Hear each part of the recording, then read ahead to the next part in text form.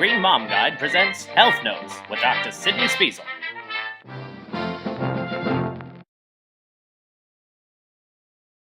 Introducing foods to babies and allergies is a kind of complex question where the answer has changed a lot particularly in the last few years. And I have,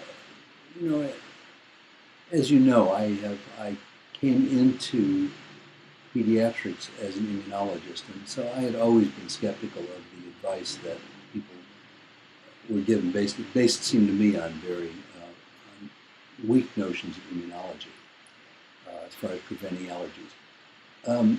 It's becoming increasingly clear that one of the things that actually adds to food allergies rather than decreases it is keeping kids away from exposure to so-called allergenic foods. We now know, especially from studies done in Finland and some other countries, that early exposure tends to decrease, not increase, the rate of food allergies.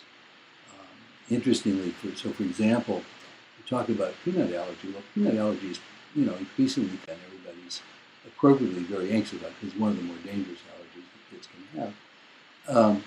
But it's very uncommon in Israel, and one of the things which is interesting is that there's a snack food called bamba, which is basically cheese curls without the cheese and sprayed on with some sprayed on peanut butter, which is given to kids quite young. And I guess that our current thinking, certainly my thinking anyway, is that helps prevent the food allergy, peanut allergy that we have so much of. I myself think that in general, the general policy is that until about 4 months, probably milk, and ideally breast milk, is ideal. And either formula, but ideally breast milk is ideal. Between 4 and 6 months, I think for most kids, it's pretty reasonable to slowly introduce, adding new foods very slowly so that if a kid breaks out in spots, you can figure out what did it. And then once kids get to be 6 months old, this is the point where I think that kids should be exposed to anything and everything, with one or two exceptions, and not introduced slowly at all. That is to say, I think kids should have human food at that point, cut up small so it can't choke. If it's cut into small enough pieces so it can't get stuck in either direction, that's key. So you certainly would never want to give a young child something like round and slippery. So I would say no nuts, no round and slippery foods like whole grapes or whole hot dogs. But you can cut up hot dogs, you cut up grapes into small pieces. And the other threat is a threat of what's called infant botulism, which has been associated in infancy with fresh honey. So babies should not be given fresh honey until they're probably a year old. People have all elaborate formulas on how you choose things, but they're all nonsense. The correct way to choose early foods, as far as I'm concerned, is you go to the supermarket, you go to the baby food department, and you look around and you say, oh, baby pears, I'd like that. You wouldn't, because they're all mostly yucky, but that's the way you choose it. It doesn't matter what order things are put in. Nothing matters like that. But going with a single ingredient. But ideally, a single ingredient is a good idea. Purees are basically a trick to get kids to eat food before they're ready before they're ready for solids. So you trick them into thinking they're drinking it. But the problem is that many parents get so anxious that they're afraid to move away from purees.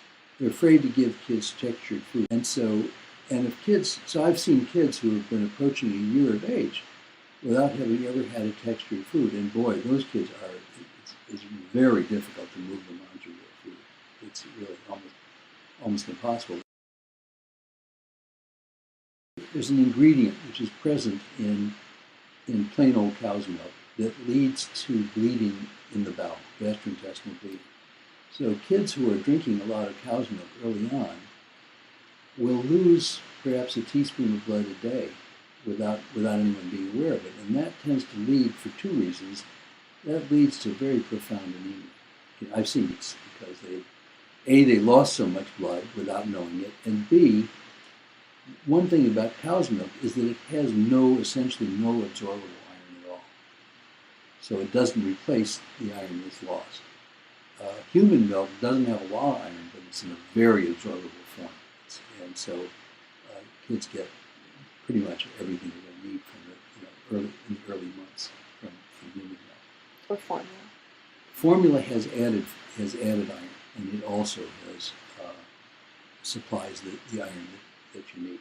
So for the first 6 months, and maybe a little longer than that, our worry is the bleeding that's promoted by cow's milk. So we don't want kids to have it at that age. Older than that, there's another problem, which is cow's milk is wonderful for three of the things it contains. It contains calcium, excellent. It contains a very high quality of protein. And it contains vitamin D because we add it. And these are important things for kids, but they're not adequate. Whereas formula, as a replacement for